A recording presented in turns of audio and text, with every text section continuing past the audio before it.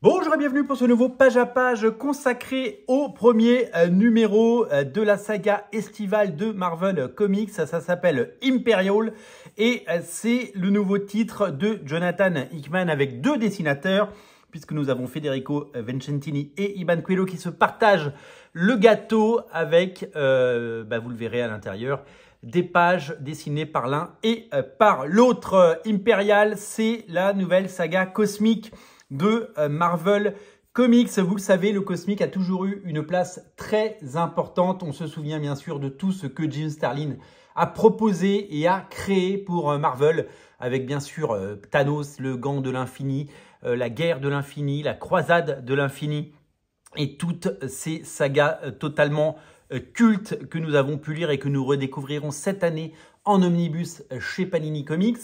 Nous avons également toute cette partie Annihilation Conquest et War of Kings, toute cette saga qui elle aussi est rééditée en omnibus.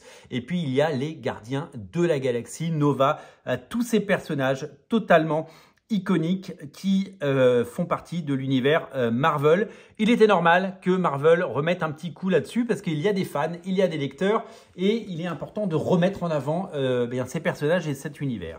Nous allons donc rentrer ensemble dans ce premier numéro qui coûte quand même 6,99 €. Les comics, ça devient n'importe quoi. C'est 7 $ un comics. Alors, il n'y a pas 22 pages, bien sûr, il y en a beaucoup plus. Mais quand on y pense, c'est quand même assez taré. La couverture est assez jolie, cette couverture.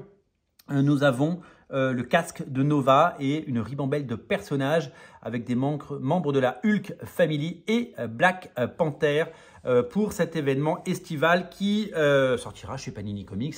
Certainement en fin d'année ou peut-être en début d'année prochaine, nous le découvrirons bien assez tôt. Allez, on rentre dans le cœur du réacteur et on va plonger dans ce récit qui va nous emmener dans une forme de mystère. Alors, il y a toujours un très bel habillage dans les comics de Jonathan Hickman. C'est toujours un petit plaisir. Et on va plonger dans ce qui, pour le moment, est un comics plutôt bien produit, bien dessiné. Bon, il y a toujours des publicités, comme vous le savez. Nous avons les personnages de She-Hulk, le personnage de Amadeus Cho. Amadeus Cho, il a quand même... Alors, il ne s'appelle plus Hulk, je le découvre, il s'appelle Brown, comme un brownie, peut-être. Et c'est un personnage qui était plus mastoc que ça. Il a été un peu redesigné. Hulk, Miss Hulk, Jennifer Walters, donc voilà, tous les Hulk, la Hulk Family, et dans la place, les enfants, ça rappelle évidemment les bonnes heures pour tous ceux qui ont adoré de la saga Planète Hulk qui évidemment est évoquée à travers ces récits. Je regarde un petit peu le truc. Donc c'est assez différent pour du comics Marvel. Je trouve qu'il y a, alors c'est Federico Vincentini, le dessinateur, donc on est sur un italien, mais il y a une fibre un peu franco-belge, si vous voulez mon humble avis. Là-dedans, je trouve qu'il y a véritablement une approche graphique qui n'est pas la même que d'habitude. Ce qui est, même dans le traitement des couleurs, on est sur plus des aplats, il y a peut-être un petit peu moins de couleurs comme on a l'habitude de voir sur les comics Marvel. Il y a une volonté de créer quelque chose, et c'est souvent le cas dans les productions de Jonathan Hickman. Voilà, il faut que le dessinateur ou les dessinateurs s'adapte. Petite publicité pour Wolverine Revenge version noir et blanc en version originale. Vous savez que ça sort en version française également en noir et blanc. Greg Capullo en noir et blanc. C'est une petite merveille avec l'ancrage fabuleux de Tim Townsend.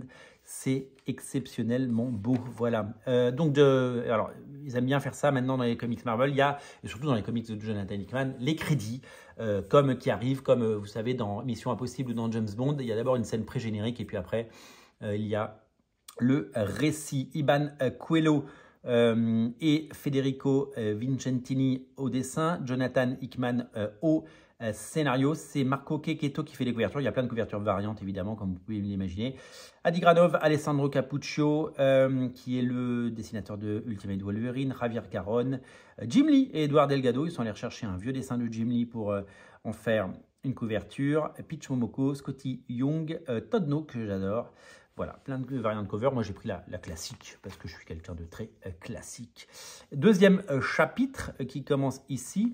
Donc en fait, c'est comme s'il y avait 2 numéros en fait. Alors c'est peut-être lui, Federico Vincentini, peut-être que tout à l'heure c'était Iban Coelho, mais j'ai un peu du mal à différencier ces deux dessinateurs. Donc peut-être que tout ce que j'ai dit sur la fibre européenne ne s'appliquait pas. En tout cas, le dessinateur n'est pas le même, mais on n'a pas une impression de découvrir quelque chose de totalement différent. On est sur quelque chose qui match assez. Voilà. Là, on est dans un petit bistrot, regardez, un petit troquet.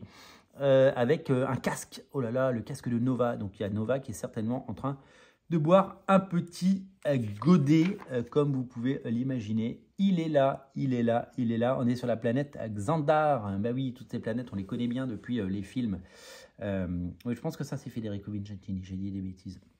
Donc voilà, donc l'histoire s'installe, les personnages également. Et on va découvrir pas à pas. C'est assez intéressant de voir graphiquement ce que ça propose et de découvrir un peu avant tout le monde ce contenu. Alors moi, je suis pas un inconditionnel de Jonathan Hickman. Hein, je n'aime pas tout ce qu'il a fait.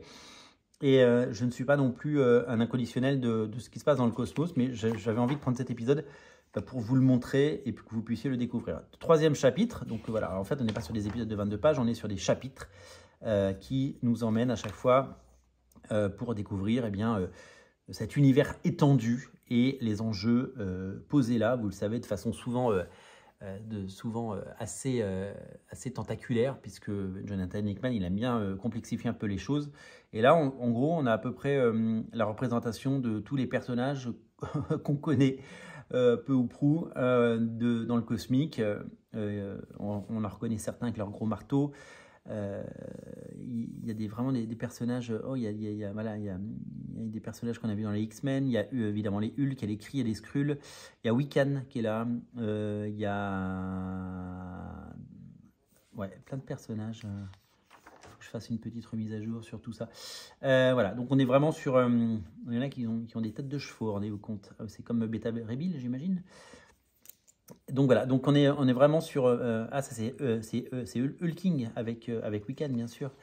Voilà, donc on plonge vraiment dans cet univers et avec beaucoup de travail et un certain soin particulier. Je pense qu'ils ont dû travailler très en amont sur cette série pour devoir créer tout ça. Et donc les enjeux vont évidemment décoller à partir de là.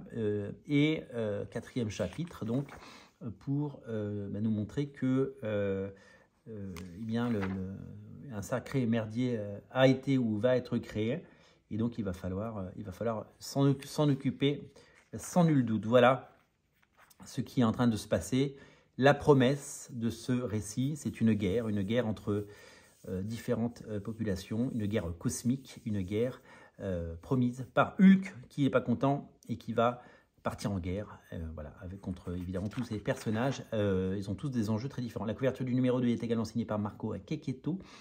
Et voilà, en tout cas, c'est très joli, c'est très très chouette. Est-ce que je vais prendre tous les numéros? Je ne sais pas. Je pense que j'attendrai certainement une version française digne de ce nom avec des pages, avec un beau livre, tout simplement. Je ne sais pas s'il y a beaucoup de tie-in. J'imagine que Marvel a préparé tout ce qu'il faut en termes de tie-in pour nous vendre des épisodes éditionnels. En tout cas, voilà, le nouveau projet de Jonathan Hickman, Imperial, à ne pas confondre avec Empire, hein, sorti il y a bien longtemps maintenant et disponible en absolute notamment. C'est vraiment quelque chose de totalement différent. Merci à vous d'être aussi nombreux à regarder Radio Comics. Merci pour votre fidélité, les amis. On se retrouve très bientôt pour de nouvelles aventures et pour de nouvelles émissions, nouveaux page à page. Abonnez-vous d'ici là et n'oubliez pas que les comics, c'est la vie. Merci, salut.